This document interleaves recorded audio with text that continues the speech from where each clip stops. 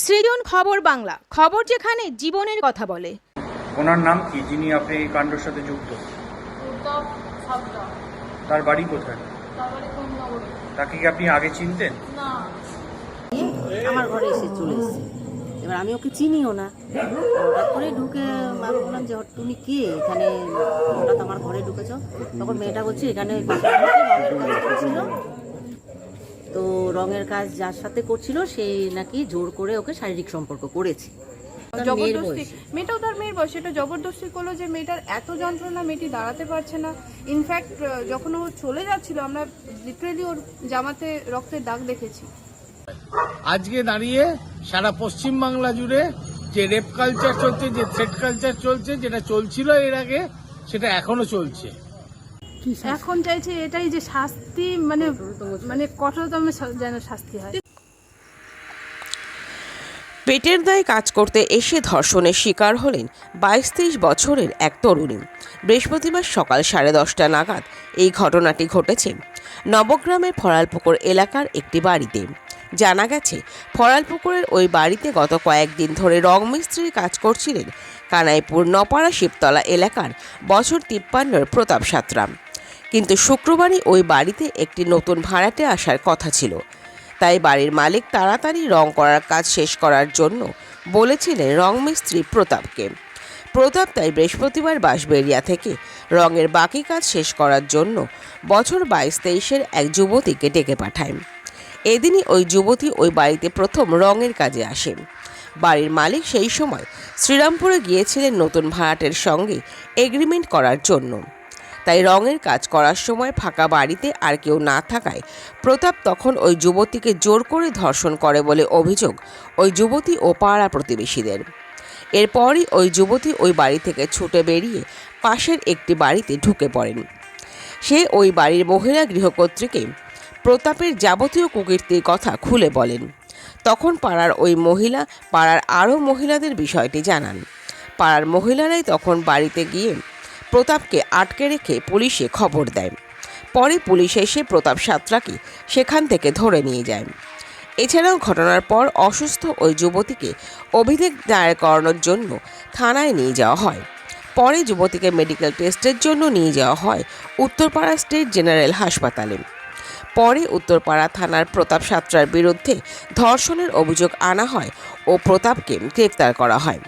শুক্রবার প্রতাপ সাঁতরাকে তোলা হবে শ্রীরামপুর মহকুমা আদালতে। এই ঘটনায় এলাকায় যেমন চাঞ্চল্য ছড়িয়েছে, তেমনই আতঙ্কে রয়েছেন পাড়ার মহিলারা। তারা জানিয়েছেন, আমাদেরও বাড়িতে ছোট ছোট মেয়ে রয়েছে। তারা এই ঘটনায় অভিযুক্তকে উপযুক্ত দৃষ্টান্তমূলক শাস্তি না দিলে এই ঘটনা আবারও ঘটবে বলে জানিয়েছে। আমরা ফিরে আসছি খবরের সেই পরবর্তী অংশে একটি বিরতির পর। নবগ্রাম পিপলস কোঅপারেটিভ ব্যাংক, আপনার ব্যাংক আপনার পরিবারের ব্যাংক। অন্যান্য সব ব্যাংকের মতোই আমাদের ব্যাংকেও সমস্ত ডিপোজিট 5 লক্ষ টাকা পর্যন্ত ইন্স্যুরেন্স দ্বারা সুরক্ষিত। এছাড়াও ব্যাংকের অ্যাম্বুলেন্স ও স্বর্গরথ গাড়ি ভাড়া দেওয়া হয়। পুরী ও দীঘায় সকলের জন্য রয়েছে হলিডে হোমের ব্যবস্থা।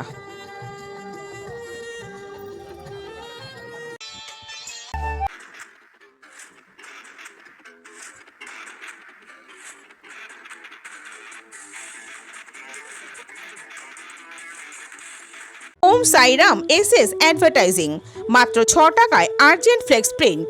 এছাড়াও যে কোনো রকম ডিজিটাল প্রিন্ট, কোন্নগর চলচ্চিত্রমের কাছে। সকালে কাজে গেছিলাম, কাজে ওখানে লোক ওই যে মিস্ত্রি ছেলে কাজে গেছিলাম, ওখানে অনেকেই ছিল। মহিলারা চলে যাওয়ার পরে ওই মিস্ত্রি আমার সাথে ধর্ষণ করে। আপনি কখন কাজে আসেন? আমি আসি 9:15। কোথা থেকে কাজে আসেন আপনি? আমি আসি অনেকটা দূর থেকে। হুগলি জেলাতেই থাকেন আপনি? হ্যাঁ হ্যাঁ। কে আপনাকে কাজ দেবে বলে নিয়ে আসে? একটা মাসি কাজ ঠিক করে দিয়েছিল, হুম। সেই মাসিটা আমাকে কাজে পাঠিয়েছিল ওনার কাছে। আমি ওনার কাছে আজকে প্রথমেই কাজে এসেছিলাম, আপনি কিসের কাজ করেন? রঙের কাজে এসেছিলাম। ওকে, আজকে কি প্রথম এসেছিলেন? হ্যাঁ, ওনার কাছে প্রথমে এসেছিলাম। কোথায় কাজ করতে এসেছিলেন আপনি? কোন্নগরে। কোন্নগরে কোথায়? কোন্নগরে দিদি পান্না কি একটা আছে, ওই পুলিশের নাম ওই নবদ্বীপের। তারপর কি ঘটনা ঘটলো? তারপরে তখন বাড়ির লোকেরা সবাই ছিল, ওখানে রঙের কাজ হচ্ছিল। তো যে কাকাটা ছিলেন, আমি বাড়িতে একটাই কাকাটাকে দেখেছিলাম, আর বাড়িতে লোক ছিল কিনা আমি জানি না। ওই কাকাটা বেরিয়ে গেছিলো, যে আর একটা কন্ট্রাক্টর ছিল ও এসেছিলো, ও চলে গেছিলো। তবে আমি রান্নাঘরটা পরিষ্কার করছিলাম, সেই ফাঁকে আমি দরজা দিয়ে এসে আমার সাথে ফোনের করে। তারপর আপনি তারপরে আমি পাশের ইয়েতে পুলিশ থেকে মহিলাদেরকে জানাই, তারপরে ওখান থেকে ওরা ওদেরকে আটকে রাখলো না। ওনার নাম কি, যিনি আপনি এই কাণ্ডের সাথে যুক্ত? ওটা সাতটা, তার বাড়ি কোথায়? তারপরে কোন নগরে তাকে কি আপনি আগে চিনতেন? না। কি চাইবেন পুলিশ প্রশাসনের কাছে, কি আবেদন? আমার আবেদন ওনার জন্য সাজা হোক। আর আমার সাথে আজকে এই জিনিসটা ঘটেছে, আরও তো 5টা মেয়ের সাথে ওই জিনিসটা করতে পারি। উনি আবার আমাকে এটাও বলেছে যে আমি টাকা দিচ্ছি, আপনি চুপ হয়ে যাবেন। আমার কাছে টাকাটা বড় কথা না, আমার সম্মানটা বড় কথা। কাজে এলে কি সবাই কি খারাপ হয়ে যায়? আপনি কি একা মহিলা ছিলেন না অন্যান্য মহিলারা? আমি একাই ছিলাম। আচ্ছা, কজন কাজ করছিল ওখানে? ঠিক কাজ করছিল, আগে যখন গেলাম তখন বললাম দুজন কলের লোক ছিল, ওরা করে বেরিয়ে গেছিল। তারপরে আমরা দুজন ছিলাম। আমি ওনাকে টাকা ডেকেছি, তাও উনি এরকম জিনিসটা করে কি করে সেটাই আমার মাথায় ঢুকেছে। আজকে আর কোনো মহিলা ছিল না আপনার যখন কাজ? কোনো মহিলা ছিল আপনারা যে বাড়িতে কাজ করছিলেন সেটা কি কোনো ফ্ল্যাট বাড়ি না নিজস্ব বাড়ি? না, নিজস্ব বাড়ি। কোন এলাকায় সেটা জানা যাবে? ওদের নবগ্রাম কি একটা দিঘির পাড় না কি পাড়। ওনাকে কি পুলিশ ইতিমধ্যে ধরেছে? ওনাকে এখন নিয়ে রাখা আছে কোন্নগর হারিয়া, কোন্নগর বলছি কানাই হারিয়াছে, ওখানে রাখা আছে। আপনি হাসপাতালে তো এসছেন, হ্যাঁ, চিকিৎসা করিয়েছেন এখন? না এখনো হয়নি। যে দিদিটা চিকিৎসা করে সেই দিদিটা এখনো আসেনি। কি চাইবেন প্রশাসনের কাছে? আমি তো চাই ওনার যাতে শাস্তি হোক। ঘটনা হয়েছিল, আমরা তো পাড়ার মধ্যেই থাকি, সবাই হাউস ওয়াইফ মোটামুটি। এবার হঠাৎ 10টা 10:30 নাগাদ একটা মেয়ে হঠাৎ ঘর থেকে একদম মানে পেটের যন্ত্রণা নিয়ে আমার ঘরে এসে চলে এসেছে। এবার আমি ওকে চিনিও না, হঠাৎ করে ঢুকে আমি বললাম যে তুমি কে, এখানে হঠাৎ আমার ঘরে ঢুকেছ? তখন মেয়েটা বলছে এখানে রঙের কাজ করছিল, তো রঙের কাজ যার সাথে করছিল সেই নাকি জোর করে ওকে শারীরিক সম্পর্ক করেছে। এবার সেটা শুনে স্বাভাবিকভাবে আমাদের তো মানে কিছু ভেবে উঠতে পারছিলাম না যে কী করবো। তখন আমরা পাড়ার সবাই মিলে, বউরা মিলে, যা ছেলে 2-1 ছিল সবাই মিলেই সেই বাড়িতে চলে গেলাম, গিয়ে যাতে ছেলেটা পালাতে না পারে সেই ব্যবস্থাটা মোটামুটি করেছিলাম। বাড়িটা চারদিকে ঘেরাও করে দিয়েছি। ঘেরাও করে আমরা ওই ফোন করেছিলাম মহিলাদিকে যে তুমি পুলিশ কিছু নিয়ে আসো, কারণ এটা তো আমাদের সাধারণ লোকের ব্যাপার নয়। তাহলে পুলিশ এসে যদি কিছু একটা ব্যবস্থা করতে পারে, কারণ এইভাবে একটা মেয়ের উপর এইভাবে যদি দিনের পর দিন আজ তো চলেই চলেছে না, আবহমানকাল যুগ থেকেই তো চলছে নারীদের নির্যাতন, কিন্তু কোনো বিচার কতটা কি হচ্ছে না হচ্ছে সেটাও আমরা বুঝতে পারছি না। তো এই একটা অসহায় মেয়ে, সে তো পেটের রোজগারের ধান্দাতেই বেরিয়েছিল, সেও যদি এইটুকু নিরাপত্তা না পায়, একটা ছেলে মেয়ে কাজ করতেই পারে একসঙ্গে, কিন্তু তার উপরে যেটা হয়ে গেছে সেটার সত্যি সাধারণভাবে আমরা মেনে নিতে পারছি না আর কি। বাজে আমাদের এই পাড়ার মতন জায়গায় সেখানে এই জিনিসটা আদতে ঘটতে পারে, মানে এটাই একটা অবিশ্বাস্যকর একটা ব্যাপার। একটা মেয়ে আজকে ব্যান্ডেল এরিয়া থেকে কাজ করতে এসছে, সে রং মিস্ত্রির সাথে যোগালির কাজ করছে, তার বাড়িতে কাজ করতে এসেছে, সেই ছেলেটি সে উপরে কাজ করছে, সে তার পক্ষেও সবসময় দাঁড়িয়ে খেয়াল রাখা তো সম্ভব না, তারা কাজ করতে এসছে। সেখানে দাঁড়িয়ে একটা মেয়ের উপরে এরম একটা ঘটনা ঘটে গেল যে একটা ঘর ফাঁকা পেয়ে সেই ভদ্রলোক এরম একটা কাজ করে ফেলবে। তাকে ভদ্রলোক বলাটাও মানে মনে হচ্ছে যেন ভদ্র বলে তো আর নেই। সেই মানুষটা কি করে, একটা বাবার বয়সী এক লোক, সে কিভাবে সে মেয়েটার উপরে এরমভাবে একটা জবরদস্তি, মেয়েটাও তার মেয়ের বয়স, এটা জবরদস্তি করলো যে মেয়েটার এত যন্ত্রণা, মেয়েটি দাঁড়াতে পারছে না। ইনফ্যাক্ট যখন ও চলে যাচ্ছিল আমরা লিটারেলি ওর জামাতে রক্তের দাগ দেখেছি।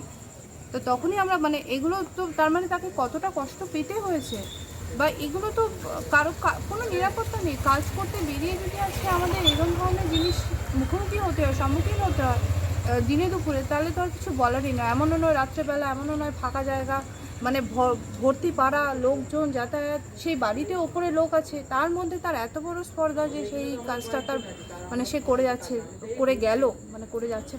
পুলিশ গ্রেপ্তার করেছে, আপনারা আর কি শাস্তি চাইছেন? দেখুন, কথাটা হচ্ছে পুলিশ তো সেই সকালে গ্রেফতার করে নিয়ে গেছেন, তারা হয়তো তাদের কাজ ডেফিনেটলি করেছেন, কিন্তু কথা হচ্ছে তারপরেও সেখানে তার ওয়াইফ এসে টাকার অফার দিচ্ছেন, বা সে টাকার অফার দিচ্ছে, এখানে গ্রেফতার করার আগেও টাকার অফার দিচ্ছে। তো তাতে তো এক এক সময় মনে হচ্ছে এটা তার প্রথমবারের কাজ নয়, সে হয়তো এইভাবে সেটিং আগেও করেছে এবং তার সেই বুকের পাটা আছে হয়তো, তাই জন্যই থানাতেও তার ওয়াইফ এসে আড়ালে সেই অফার দিচ্ছে বা এরম করছে, কিন্তু আমরা চাই সেই মানুষটার শাস্তি হোক, যাতে আগামী দিনে অন্য মেয়েরা যখন কাজ করতে বেরোবে তাদের যেন এই ভয়টা না থাকে যে আমি কাজ করতে যাচ্ছি, আমি কি সেফ সেই জায়গাটাতে। কারণ আজকে তো প্রচুর, আমরা সকালবেলা প্রত্যেক দিন দেখি প্রচুর মহিলারা জোগালির কাজ করতে যায়, মানে ছেলে মেয়ে উভয় কাজ করতে যায়, তাহলে তাদের নিরাপত্তাটা কোথায়? কেউ কি পেটের দায়ে কাজ করতে বেরোবে না? মানে এটা তো যে কোনো কাজ বিশেষে, মানে বড়দের ক্ষেত্রেও, মানে যারা উচ্চ পদে কাজ করছে তাদের ক্ষেত্রেও নিরাপত্তা থাকছে না, আবার যারা নিচু স্তরে তাদের ক্ষেত্রেও নিরাপত্তা থাকছে না। এটা তো নতুন কোনো ঘটনা নয়, এটা কোন্নগরে 3 নম্বর ঘটনা, এবং কোন্নগরে এর আগে নাবালিকা ধর্ষণ এবং খুন হয়েছে, মুখবধির নাবালিকা, তারও কোনো ব্যবস্থা হয়নি। সরকার বদল হয়েছে, সরকার বদলের পর আজকে দাঁড়িয়ে একজন শ্রমজীবী নারী, রঙের মিস্ত্রি, 28 বছর বয়স, তিনি হচ্ছে তার কাকার বয়সী একজনের কাছে ধর্ষিতা হয়েছেন। আমি এতক্ষণ উত্তরপাড়া হসপিটালে ছিলাম, উত্তরপাড়া হসপিটালে আমি ওখানে দেখে মেডিকেল করিয়ে এখান থানায় গেছিল, থানায় পুলিশ বলেছে কোনো রকম ভিডিও অ্যান্সার দেবেন না, কোনো রকম কেউ ভিডিও করতে গেলে তার কোনো উত্তর দেবেন না। হাসপাতালে 6:30 থেকে 8:45 অবধি পড়েছিল। আমরা তারপর ওখানে অভয়ামঞ্চ থেকে উদ্যোগ নেওয়ার পরবর্তী সময় সঙ্গে সঙ্গে 5 মিনিটের মধ্যে ডাক্তার আসে এবং ডাক্তার টেস্ট করার পর এখন থানায় নিয়ে যাওয়া হয়। আজকে দাঁড়িয়ে সারা পশ্চিমবাংলা জুড়ে যে রেপ কালচার চলছে, যে থ্রেট কালচার চলছে, যেটা চলছিল এর আগে সেটা এখনো চলছে, এবং এই রেপ কালচার, থ্রেট কালচার বন্ধ হওয়ার মতো কোনো রকম পদক্ষেপ হচ্ছে প্রশাসন নিচ্ছে না। আপনার নাম? আমার নাম জিষ্ণু মুখার্জি, আমি অভয়ামঞ্চের পক্ষ থেকে। সবসময় আমরা আতঙ্কই থাকি, কারণ আমারও তো ছোট একটা মেয়ে আছে, তাকে কি করে মানুষ করব। আজকে সারা বিকালটাই আমার মানে এই চিন্তাই গেছে যে এই বাচ্চা মেয়েটাকে কি করে মানুষ করবো। নারী সুরক্ষার ব্যাপারে মানে কোনো ইয়েই নেই, মানে শাস্তি হচ্ছে না, একের পর এক ঘটনা ঘটেই যাচ্ছে। এখন কি চাইছেন? এখন চাইছে এটাই যে শাস্তি মানে মানে কঠোরতম যেন শাস্তি হয়। সৃজন, খবর বাংলা নিউজ।